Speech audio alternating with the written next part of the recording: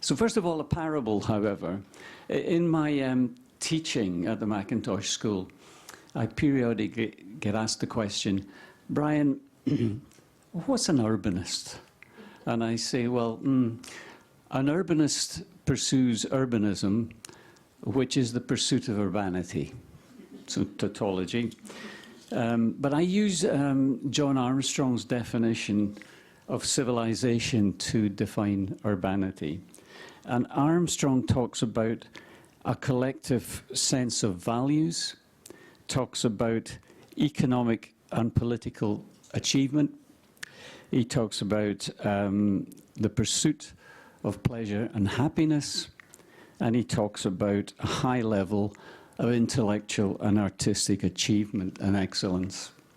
And I would argue that since the days of Reaganomics and Thatcherism, we concentrate on the middle two, and we've lost sight of a collective system of values, and certainly in North America, a playing down of intellectual and artistic excellence, which is deemed to be dangerously liberal, left-wing and woke. So for each of you then, could I ask you to think about consensus and dilemma? So we don't have time now to try to discuss these things, but it maybe would be helpful, would it, to the Alliance to say, what points of consensus did we reach? So in no particular order, why don't I go to Red first? Sorry, Adam, I should have given you a heads up about that. You're on. Go. We got one mic. Got two. I'll shout. That's all right. It's okay.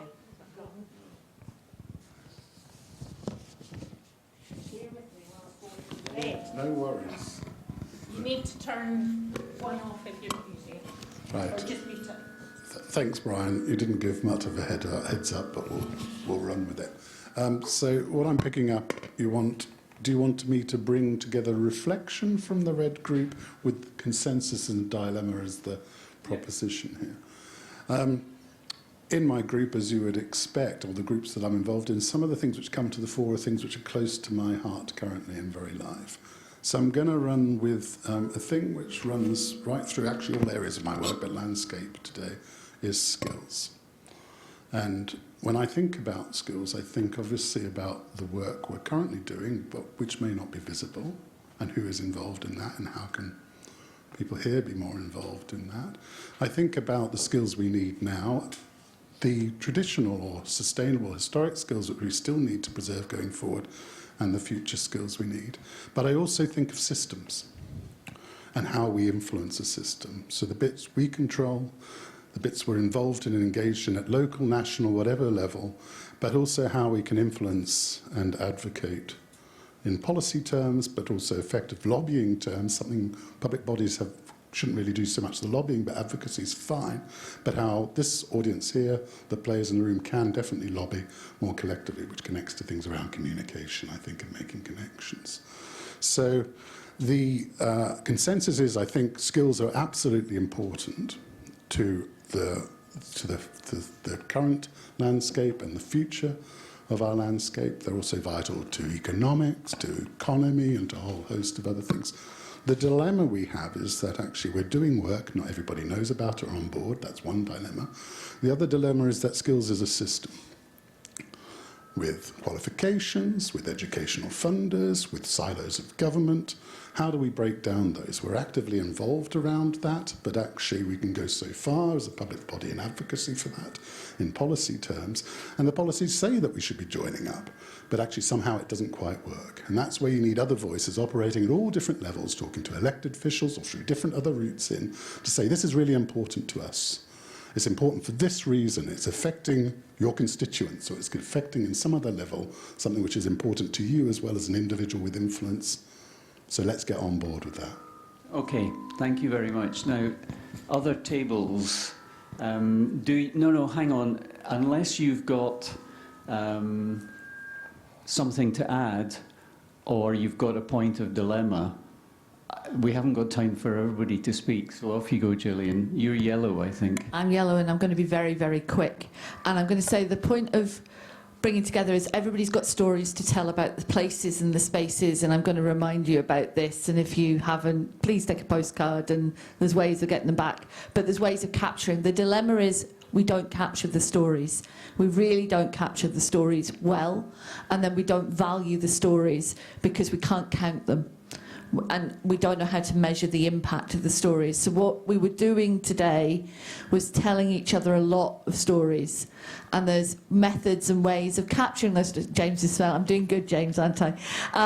But there are ways that we know that we should be capturing that value in those stories, that lived experience in that space, that lived experience in that landscape. And until we do that, we're going to have a dilemma. Thank you. Nikki? Thanks. I'm going to challenge the idea of stories a little bit, because sometimes we tell ourselves collector You've got 30 stories seconds. that aren't quite true. And something I've heard a lot of today is about, and I'm thinking from as a farmer, the idea around the importance of landscapes for food production and food security. And I think we need to stop kidding ourselves that we're producing food. 80% of arable crops in Scotland are not producing edible crops, and I'm not saying that's a bad thing. Maybe it is, maybe it isn't. But let's start to be more honest about what the landscapes are delivering. And I think, from my perspective, the dilemma there, the consensus is that food production and food security are important. The dilemma is that what our landscapes are actually delivering, and how do we reconcile with those issues? Thank you.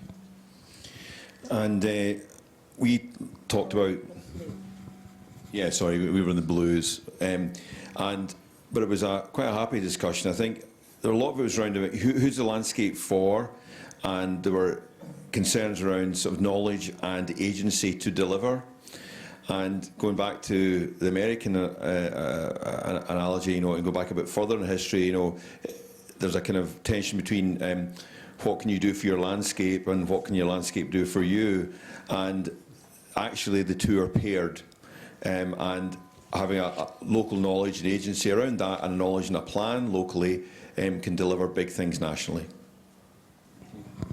Rebecca, you want to say something? Mm-hmm. Thanks. Okay, it's a long time since I've held a microphone, I tell you. Oh, I would like to play my guitar, but there we go. The two questions that you put to us there, consensus and dilemma. In our group, I would say, and I'd be happy for any of my group that were in discussion to contend this, but the role of community involvement and participation in the future of policy starts at the local level. And for that reason, I'm going to mention the potential role in the future of local place plans, where they haven't reached yet, and they could be going a lot further as a potential contribution into the future of policy making at the bigger scale as well as a local scale, because they're the start. That's where people are, and that's what we've been talking a lot about, is a social input into the policies of the future. I think that'd be okay, fine on that one. So, yeah. Dilemma, I put down the thing that stood out for me was, and I would say this, and those of you who know me would not be surprised, that the importance still, even after all these years of when we started doing landscape character assessment, that landscape change at all scales is important to be recognised and imparting into planning policy, because that's the only way we'll get policy relating to what are now becoming major changes of landscape and are not going to go away. In fact, they're likely to get bigger, and we won't go into the details of the two areas you mentioned, or maybe I will. Housing and renewable energy. Going to change our landscapes like we've never known before, at a scale and at a rate that I don't think any of us actually have realised the scale of. No, it's okay. That's us. Interaction. All right, so... Sorry, we do have longer actually, because my stuff can just go on the screen, so it's just Q&A, so you can have another 15-20 minutes if you want. So we thank you, Rachel. We've got consensus around systems and skills. If you can turn off that, it's flashing, but it's not. It just doesn't like. Just if you do that, put it down there. I did. No. So consensus around systems and skills. a dilemma around about food production and a dilemma about landscape change. Have I missed anything in terms of the consensus? Stories, yes. Thank you, Gillian. Yeah, okay. All right. So that was in terms of the first set of questions. Yeah? Good. Well, since we've been given a few more minutes, would anybody like to voice a view about these points of consensus and dilemma?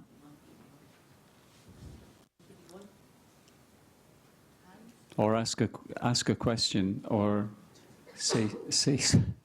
You don't have to. Post-workshop slump. Well, I'm sure there's somewhere with a tepid glass of white wine with your name on it somewhere that you'll be keen to get to at some point during the day. Anyway, fire away. I mean, wanted to come back on Nikki's point, really, about we think our landscapes are for food, and that actually that's not the real thing.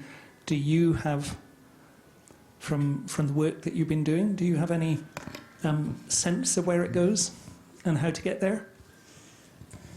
Like where the food goes, No, of how to grapple with that.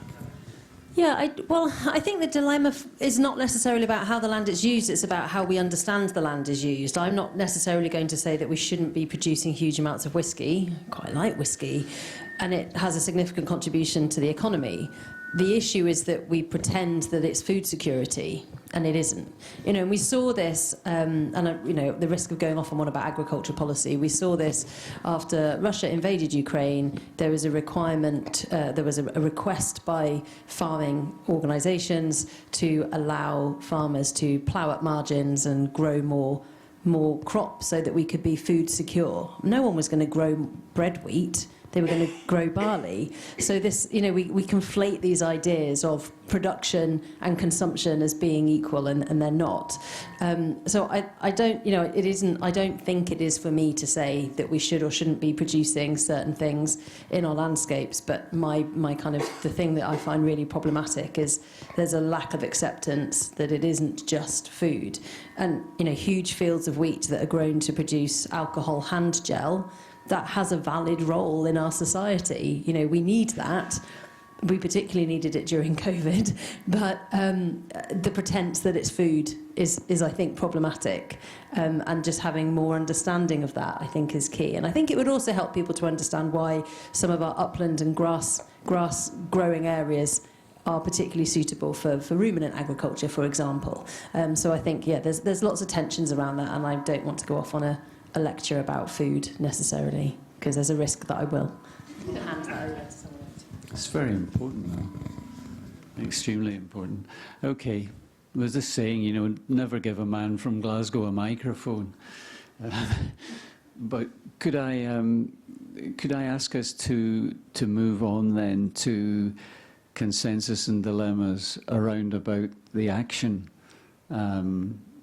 plan and the actions that we would like to see taken, because it seems to me there's quite a strong sense of points of consensus there and a couple of points of dilemma. And as a veteran of community engagement, it always seems to be strong once you've dispensed with the things that people have come along to tell you about. Like the dog shit and things like that. Once you got past that, if you can concentrate on the points of consensus, you kind of start to get somewhere. And if we're trying to formulate an action plan for the charter and the alliance, then maybe there's some hope in elaborating on the consensus and dilemmas. So if you're looking at consensus, there was a consensus that we all had to do something and we needed to collaborate with each other. The dilemma is how we do that and whether we are given the space to do that. the confidence to do that. So there was a really interesting discussion when we asked the landscape architect practitioners, what does a good client look like? And do they give them the room to design well? And it was almost, the dilemma was, it's just do something to get us through a planning process, because once we've got the box ticked and we've got our money, nobody's going to care what we do. And that's really hard if you haven't got the confidence to monitor something once it's approved, to make sure that what was approved goes in, that there are no consequences. So, you know, if they take out a tree or they take out a hedge, who's going to come and get them? Is it going to matter? Are they going to end up having to pay for it or replace it or put it back in? And I think what was underlying that was an understanding of the governance structures that we have in Scotland at the minute. And what strikes me a lot is we are building our governance structures and 100-year-old governance structures that were designed for pen and ink and no computers and no phones, and we haven't rebuilt our governance structures for the modern world and the way that we work now and the professions that we have now. So the dilemma is, how do we keep collaborating and do that co-production, co-design? And at the minute, it feels like the dilemma is that the structures that we're in are not conducive to that collaboration. Is AI going to do that for you? I think that there's two things there. AI might release certain people. Having used some AI in my work, it's about what question you ask it and directing it to the right research. So you need the knowledge and intelligence to know what research to tell it to look at and synthesize. If you ask it a general question like, what does landscape look like? It'll give you something really weird. You would have to direct it to things that you want to give it a synthesis from. I think it's about having the knowledge and understanding and using AI to get rid of the processy stuff and free people up for more collaboration, co-design, and thinking time. But I don't know whether AI will systemically change the governance structures that we currently have, and we need a bit of systemic change and governance structures for the 21st century, not modelled on early, mid-1850s structures, which we are still building on, and therefore have what you might describe as zombie structures. We've chopped all the best bits off and left us with this weird creature that we expect to function well. That'll go down well, briefing the party leaders for the election next year, won't it? This is a safe space, Brian. I just want to cheekily add something on AI that I heard at a conference from an AI researcher a couple of weeks ago. And they said ChatGPT is a little like an old boy down the pub telling you what an old boy down the pub mansplaining after 3 pints. And it absolutely captures the point that AI is a really useful tool, a bit like GIS. It might look like a pretty map, but if the data underneath is crap, then it's going to be crap. So I think it's about that targeted thing. Until AI agents start posing the questions. Anyway, Adam. Right. I was tracking a bit into what I'm going to talk about now in my first answer. I think the consensus we have in the room between Nature Scot and Historic Environments Scotland around a landscape, obviously, is that nature and cultural heritage are very much a part of that. They are together in that landscape. Also, you could probably track that consensus into the legislation and into some of the documents of government. But the dilemma we have, I think, is that the reality, when it's then translated through, and we can talk about silos through portfolios of government, despite very good words from the minister this morning, who's not our minister's Angus Robertson, who would probably nod along and say, yes, quite right, we're absolutely in this together. The dilemma you have, I think, when you get then into, speaking as a public body, responser teams and funding and infrastructure and the delivery on the ground, right down to local ground, is somehow these things get lost in terms of being joined up. From my angle, it would be we talk too much about nature and not enough about the people, the places, the historic environment.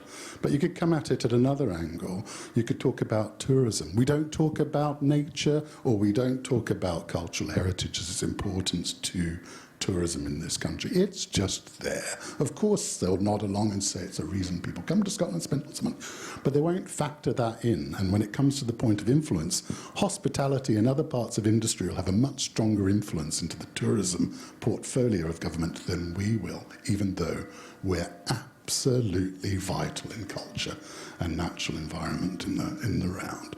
So I think in terms of there's consensus, but that's the dilemma. The solution is, part of the solution is through this. Forums like this, where a public body will be constantly banging on the door through consultation and directly the sponsor team saying, we must join up, and we will tell them so through legislation and the rest. But our influence then somehow doesn't get far enough. What we need is lobbying. Public bodies don't lobby, I've said it already. We advocate and we influence. But we need lots of voices at every single level speaking to the same kind of theme locally to people they can influence so that we're all on that page. And that's the way I think you get into amongst the dilemma and get landscape further up the agenda across government. Can I add to that a little bit? So one of the things that we were talking about, which kind of comes off the back of issues around government departments and siloing, is also the kind of temporal aspect of funding and long-term challenges. And we all agreed, I think, in our group that funding needs to be available because landscapes take a long time to change and shift in terms of restoration, conservation, development, kind of seeing activity happen at a landscape scale, the amount of funding that requires just to bring people together around the table and have those conversations. And the challenges that we have, and I was telling colleagues earlier that within the Nature Scot board, it's the drum that we bang at every meeting, which is how do we help shift this short-termism around funding to longer-term funding projects. And we're not just talking about 2 or 3 years, but 10, 15, 20, 30 years, and looking south of the border to landscape recovery funding, which will deliver between 20 and 30-year funded projects, operating at a landscape scale, paying for the facilitation to bring all those people together. I think using that as a way of, there's already an opportunity there to follow in those footsteps. And how can we leverage that external private funding to do that? Because that's where it's coming from, because it's the only place that can potentially deliver long-term funding opportunities are organisations that are already operating within that and not within the constraints of short-term political funding rounds. One of the things I think that came through as well in that conversation was that, strangely, the enormity, and despite the enormity and complexity of landscape, it still falls through the cracks.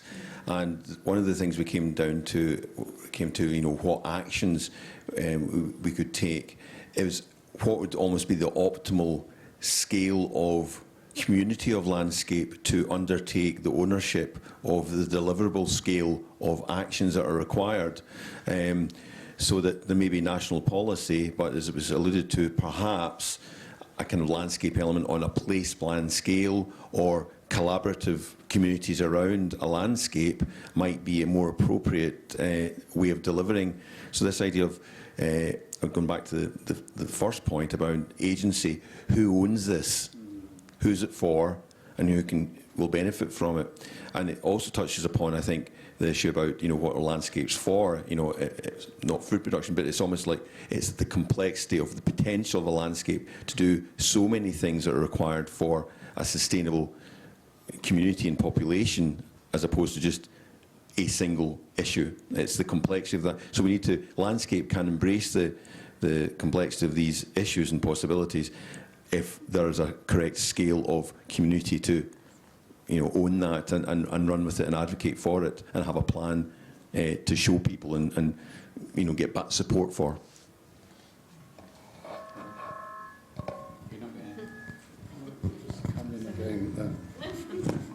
Sorry to hog it. It's just because listening to Nikki there, absolutely the long-term view is a challenge, obviously discussed at board and pretty much most levels, I think, within our organisation, which obviously also has a long-term view through the things it holds and is looking forward over that long term. So short-termism is really interesting. But your point about private money absolutely really does chime as well. Obviously, we've done a lot of work around data. It's difficult to pin it down, but about who spends on, in this instance, the historic environment of which landscape is a part. Organisations rooted in heritage, the historic environment dimensions, is probably only a few % maximum of the total annual spend. 40% may then extend into the public sector in the round, but that would be things like transport and hospitals and education, things which you wouldn't say is heritage in the historic environment situation, but which actually is still spent there, but that will have a landscape component. The vast rump of it will be private sector, private owners and things, and that's what you're saying. So I suppose that's part of the dilemma and the challenge, and it's part of the communities in a broader sense, very difficult to get to grips with, but part of that, getting into that, and which is what I know you're saying, but it's definitely very real for us too. Yes. Sorry. Now it's just become a conversation between us, hasn't it? Apologies.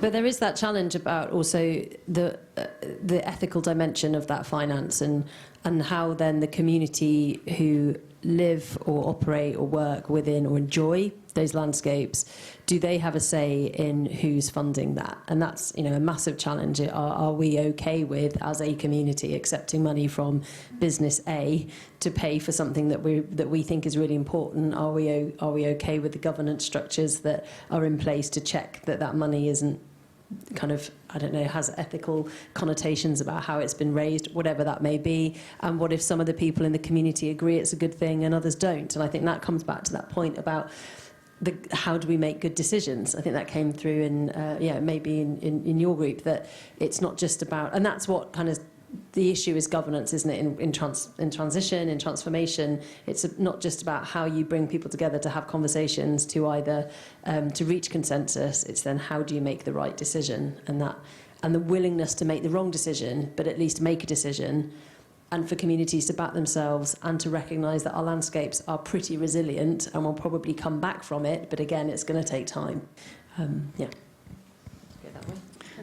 Or not make the decision at all, which is a favourite ploy of our politicians. Let's kick it down the road. Yeah, I just want to reiterate that one of the important things we need to keep coming back to, it won't stay as it is. It's going to change. Climate change is a major factor, and we need to take it extremely seriously in terms of the implications it's going to have. And I don't think we have done that in this panel session.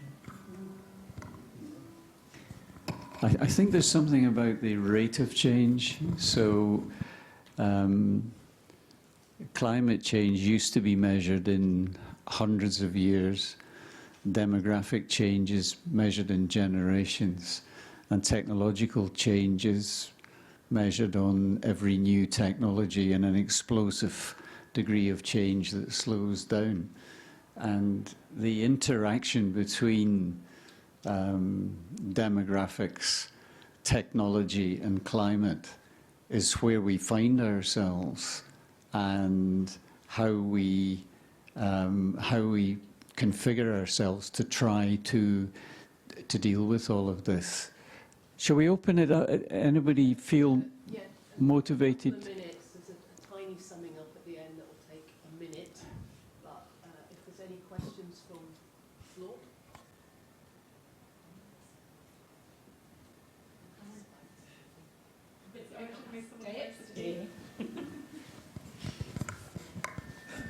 Hiya. I just wanted to briefly mention the ecological and climate impact of AI. I also use AI, so I don't want to sound hypocritical, but the land space that it takes up and its water use is all things we have to think about when we think about how we use AI. My actual question was how motivating do we feel the concept of landscape and the landscape charter is for members of the public, and is that important in thinking about the action plan? Okay. Rachel, just give me an opportunity to make just a couple of comments in wrapping up. I hope that's, I kind of put you on the spot, but there's an issue in my, I mean, thank you for, it's been fantastic to come along today. And I mean, how was it, 8 years ago or something? We stood on the steps of the Scottish Parliament and said we really need to have a landscape alliance, and then I buggered off and left you to it. So I think is there something about an echo chamber today that to a greater or lesser extent, there's a universal agreement about the points of challenge, the points of consensus, the points of dilemma. I think the point that John raised at some point this morning about what do we say to the parties, maybe in advance of them publishing their manifestos. In my experience, by the time they've published their manifestos, it's too late. So this might be a good time to start thinking about that. I understand the point about, of course, about government agencies not able to lobby, but you can advocate. And so it seems to me that there's common ground. I think Scotland lost one of its foremost economists about 10 days ago, Stuart Gulliver, who led the Glasgow Development Agency for 10 years. And Stuart was fond of saying, Brian, you don't understand. Economists are flat earth people. They don't understand topography, they don't understand geography, and you're wasting your breath. And I think the discussion with the economics, you think about Glasgow and the state of the city economy, who all get together and talk about that, and then it's completely divorced from everything else. I was going to say, Brian, we've talked in our group about the possibility of doing some kind of manifesto for the landscape prior to the manifesto, because of the election coming and because of it coming from the Scottish Landscape Alliance allows those voices to be political, but it's that momentum of actually, and I know the RTPI in Scotland are doing a planifesto, I know AGI Scotland are talking about doing a manifesto, so more organisations like this create, prior to the party manifesto, a manifesto for those voices will converge, but there was a suggestion in our group about doing. So somebody's taking notes of all of this for you, are they? Oh, okay. Oh dear. Okay. So there's consensus then around about that. I just wonder, is there any low-hanging fruit? I mean, I think the point about the fact that the water industry and the energy industry are not participating in this, and you know, can the First Minister not kick the backside of Scottish Water and SEPA to say you really need to talk to these people? So you kind of need levers as well as it's the old, what is it? Well, rewards and carrots and sticks. Yes.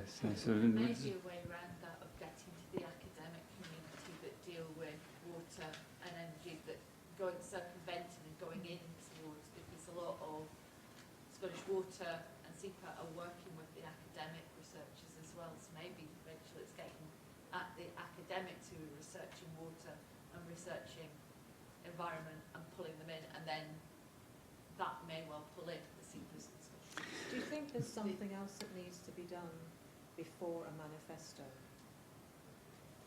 That is the document that we're here to discuss today, but it's actually the result of the discussions, and this is a statement from the Synod and where the Alliance is going, and therefore a manifesto may be forthcoming in the new year. sorry, Rachel, quickly. Just shout. Okay. Thanks. In our group, we had a little point about keeping the language simple, and I just wondered if a kind of an approach to dealing with the politicians in a pre-manifesto, with politicians, at a kind of pre-manifesto level is just a really clean message. And one of the things that comes to mind to me is trying to change a narrative from a landscape is something we need to sustain, but landscape sustains us. And in that way round, there's an opportunity to then reframe anyone who doesn't respect, acknowledge the landscape, is not acknowledging and is not respecting the thing that sustains us, and they should be. And you can just change slightly the onus and the pressure and the responsibilities on actors. Just a thought. I do think there's something, Rachel, about Faustian pacts, and there needs to be a Faustian pact or two with economists and things like that, and you maybe just have to hold your nose and get on with it in terms of the greater good. You know, I was dismissed for 40 years as a lovey designer. Well, I mean, you would say that, wouldn't you? You know, and so you need to you need to sort of get out there into the real world and make those links. Right. Thank you very much. Thank you, panelists.